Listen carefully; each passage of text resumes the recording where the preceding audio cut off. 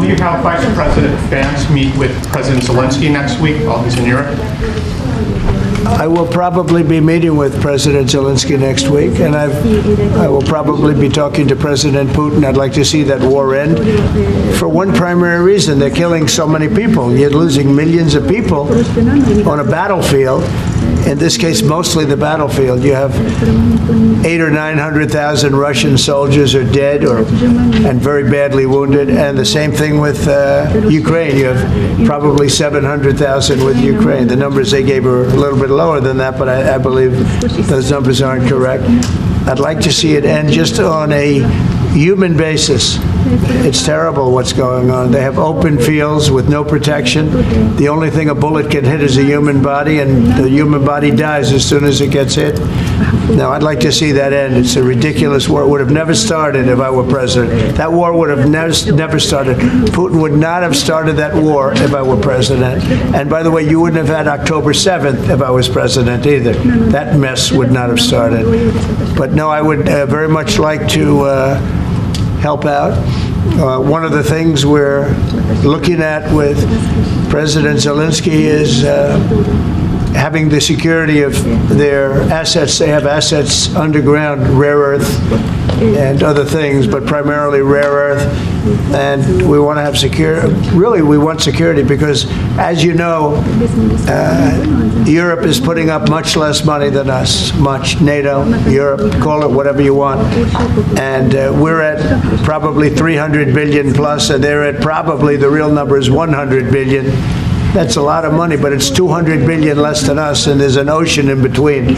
And they need it more than us, so we're asking them to equalize and get even. But we're also asking President Zelensky for the security of, you know, we're putting all this money up, and we're saying, where does it stop?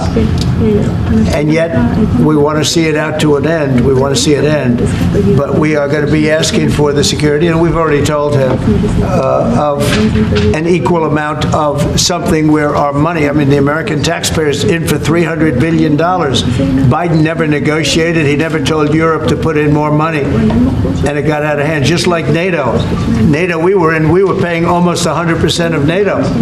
When I first came in, everybody was taking advantage of the good old United States, but not anymore. So what, and now, if you speak to the Secretary General of NATO, who was very nice when he was here 2 weeks ago, he said what Trump did was amazing. He got everybody to pay. And to do that, you have to ask, and Biden never asked.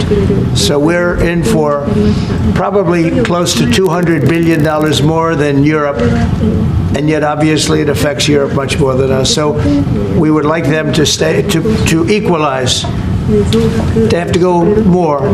And from our standpoint, we do want security and all this money that we're putting up. And you're speaking with him next week, sir? Is that what he said? You're going to speak? He may meet next week, yeah. Whenever he'd like. I'm here. I'm here. Could be Washington. Well, I'm not going there. Are you planning to meet with President Putin, or are you just planning a phone call? It could be. We've always had a good relationship. President Putin and I have always had a good relationship. That's why it's so sad that it happened. This would have never happened if I were president. It's so sad to see it happen. So many dead people. By the way, so many cities are demolished. They're like, you talk about Gaza? Well, take a look at Ukraine. So many of those cities are demolition sites, demolished. So sad. Should have never happened. All those beautiful golden domes, but much more importantly, all those beautiful people are dead. And it should have never happened. Thank you very much, everybody. All right, guys. Thank you, Brad. Let's go, guys. Come on, guys. Hey, let's go.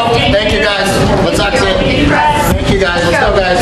Out this way. Guys, let's go. Come on. Thank you. Let's go, guys. Let's go. Guys, let's go. Move, guys. Guys, let's go. Guys. All right, guys, come on. All right, thank you, guys.